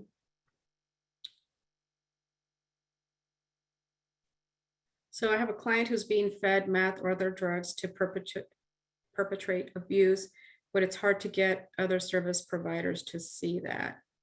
A client who has housing vouchers being targeted by Romeos to gain legal standing in their apartments. How can we provide support? So in terms of, for the second question, of how for a client who has a housing voucher and is being targeted by Romeos to gain legal standing in their apartments, I think the only way that we could provide support is by offering non-judgmental support. And really, so our role as intimate partner abuse advocates is not for survivors to leave their partner. Our role is to provide information, access to resources, and support, and allow each survivor to make their own decision. And sometimes the decisions that survivors make might not be what we think is best, but really, if we're coming from a place of empowerment, we have to allow individuals to make. We talk to them about, because we have clients that are in housing programs, so we do explain, here are the parameters. In this particular housing program, you can't have your partner come and live here. If that happens, we might have to exit you from the program. So just having those conversations up front and then still supporting their decisions is a really important part of the work, because we know it's really difficult to leave abusive situations. And if you like additional support, you could definitely refer, do a warm handoff to any of the agencies that I mentioned earlier. And then in terms of a client who's being fed meth or drugs to perpetrate abuse, and it's hard to get other service providers to see that, I'm not quite sure. Do you mean abuse like intimate partner abuse? I'm not quite sure what type of abuse you're referring to, and how to better provide support for that individual. But I'm happy to talk more if you want to elaborate on that. In the interest of time, we're going to go to the next slide. We can go to the next slide. So just some of the legal issues that will come up for survivors. And we saw this. So for example, in Nohemi's case, immigration could be a huge reason why survivors of any type of abuse, sexual assault, intimate partner violence, or human trafficking don't come forward because of that fear. And so next Thursday, training portion, we'll have Karen from Step Forward Foundation talk about some immigration relief for survivors of abuse. A U visa is a temporary visa for victims of violent crimes. And so there's requirements for the U visa. So the individual has to have been a victim of one of the enumerated crimes. That crime that had to happen here in the US. They had to have cooperated with law enforcement if they were asked to do so. And there has to be some fear of going back to their home country. So with that U visa, it's a temporary visa. It's for 4 years. And after the 3rd year of having the visa, the victim can adjust to become a legal permanent resident. Those U visas are really hard to get. There is only 10,000 U visas awarded per year, and there's about 60,000 requests per year. So right now they're just processing the U visas that were filed about 5 years ago. But it's still a great resource for survivors, even though it does take time, because once the person, their application is accepted, even though there isn't a visa that they could be provided, they will get a work permit that will allow them to work legally here. A T visa is for victims of human trafficking, of what they call severe forms of human trafficking. So you do have to be able to prove that there was force, fraud, coercion. We have to prove those 3 elements: the action, the means, the purpose. And for example, in Nohemi's case, usually immigration attorneys, when they're going to file for a T visa, they always file for a U as a backup. Because in Nohemi's case, they didn't, the Department of the USCIS did not see her case as being human trafficking, again, because of lack of understanding of human trafficking and how that happens and how the coercion plays, and particularly in intimate partner abuse situations. And so they didn't award her T visa, but she's waiting for a U visa. VAWA is specifically for survivors of domestic violence that are married to a legal permanent resident or a citizen, and they can petition basically for their own status. And again, Karen will go into a lot more detail. We saw this issue also come up with Nohemi around family law, the divorce piece. Well, not the divorce because she wasn't married to him, but the restraining order, child custody came up. And then we also see a lot of situations where survivors need support around housing and public benefits, or perhaps particularly we see this happening more with human trafficking survivors. Human trafficking survivors, when when their attorney, immigration attorney files for a T visa, the attorney will give a letter to the advocate, and with that letter, the advocate can take the survivor to social services, and the survivor will be eligible for cash aid, for food assistance, and for Medi-Cal for about 8 months, the amount of time that it takes for the survivor to be certified at the federal level. So once the T visa is certified at the federal level, then the survivor has another 8 months of federal benefits that are the same thing, Medi-Cal, cash aid, and food assistance. So that's why it's really important that we identify human trafficking survivors, because that's not a benefit that's available to domestic violence or sexual assault survivors. And also with the immigration piece, with the T visa, there's 5,000 T visas awarded per year, but we never reach that cap. So individuals will get a T visa a lot faster than they would a U visa. And then the other areas, legal issues that can come up for survivors are around criminal defense and record clearance. And then we also sometimes will bring in a victim rights attorney if a survivor is going through a process where they have to testify against their perpetrator, and there needs support around that. The victim rights attorney also helps make sure that survivors are receive the restitution. And the other thing that we didn't list here, it's really important, is an employment law attorney, and particularly in cases of labor trafficking. And the employment law attorney helps survivors try to collect some of the wages that were stolen from them. We can go to the next slide. So as I mentioned, in terms of resources for human trafficking survivors, we do have a point agency system. So all the referrals currently go through community solutions. And if there's a need for a crisis response, whether it's law enforcement, social workers, our sister agencies, medical professionals, we'll call our crisis line. And working with our sister agencies, we will ensure there's a 1 hour in-person response for any of these calls. And then if it's not a crisis, there's a point person referral form, and all of you can have access to that, where you fill out this form and then you email it, and we will assign an advocate to follow up. And again, the advocate could be from Community Solutions, it could be from one of our sister agencies. We can go to the next slide. Again, information about the services that we provide, which we already touched on. We can go to the next slide. So this is just really quickly in terms of the support that we provide for survivors of gender-based violence. We can go to the next slide. Our focus is really on, the advocates play a lot of different roles, providing goal setting, to peer counseling, to crisis intervention, ensuring basic needs. So it's really important for survivors to be connected to advocates early on after identification. We can go to the next slide. We can go to the next slide. You guys can read this. Oh, yeah. So just to show, we support survivors based on where they are, whether they're in crisis, whether they've already had their basic needs met and are on their way towards stabilization, and then to ensure that they're able to continue in a situation where they're safe over the long term. Our case management approach lasts an average of 3 to 5 years. We can go to the next slide. So this is the last slide, and just to share with you some of the approaches that foster trust. And these are really our service values when supporting survivors of gender-based violence. And I'm not going to read them to you, but you can read that on your own. We have 5 minutes. So I want to see if there's any last questions, or if the person that had the question about the Section 8 can elaborate, and hopefully I can answer.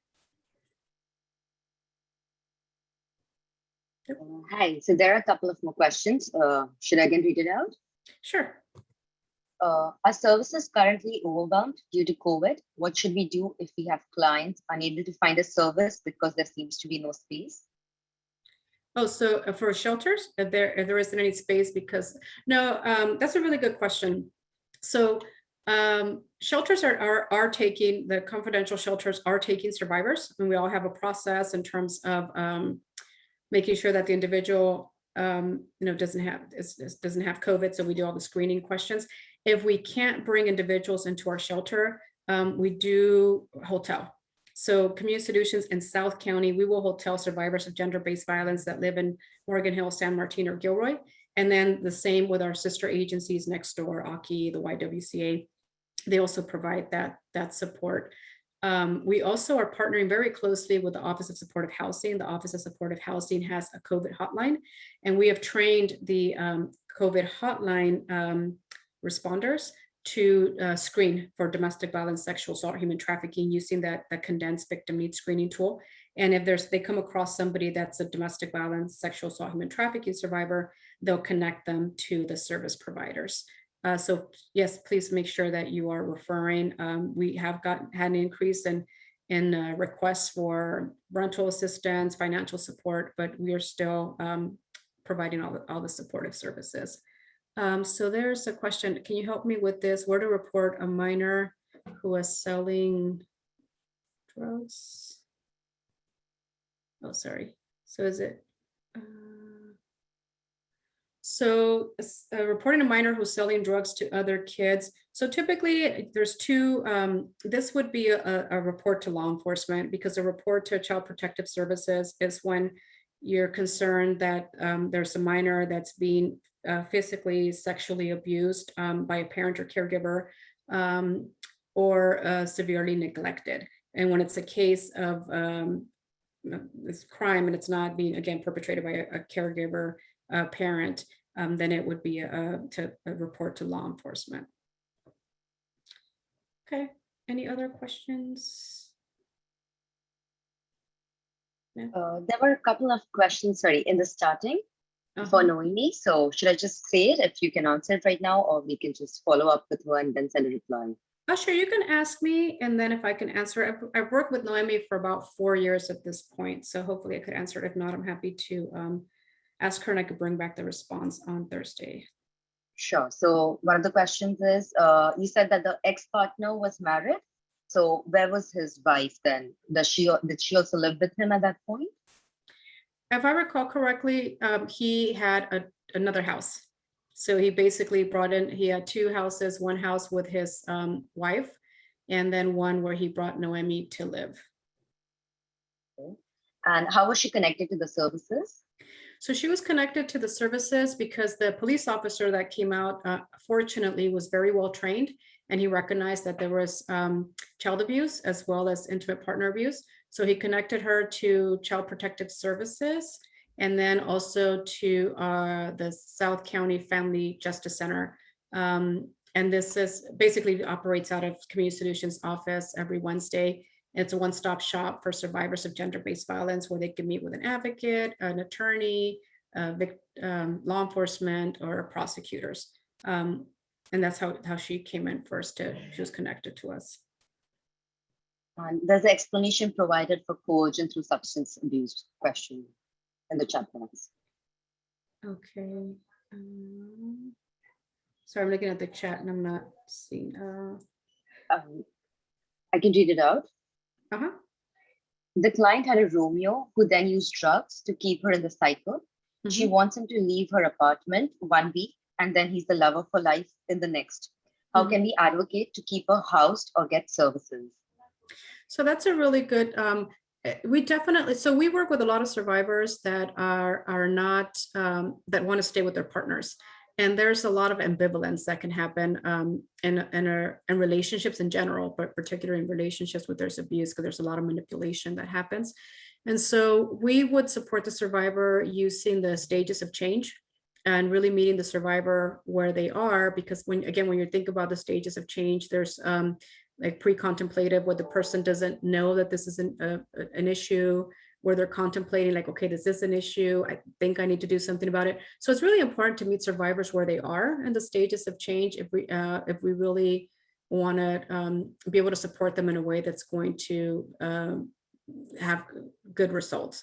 We would definitely work with this survivor. Feel free to, I'm gonna actually put my email in the chat, and you can feel free to email me and we can get the person connected. So a lot of the survivors that we work with actually want to stay with their partners, and they do have that ambivalence where they're going back and forth, which is totally understandable. So we're happy to provide support.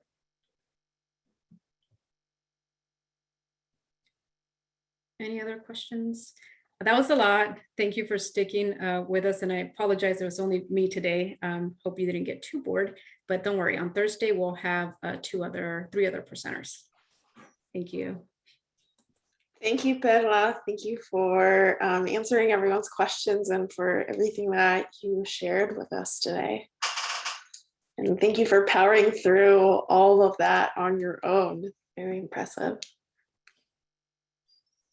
All right, thanks everyone. Please do fill out the feedback form whenever you get a chance, and hope to see you all on Thursday. Thank you.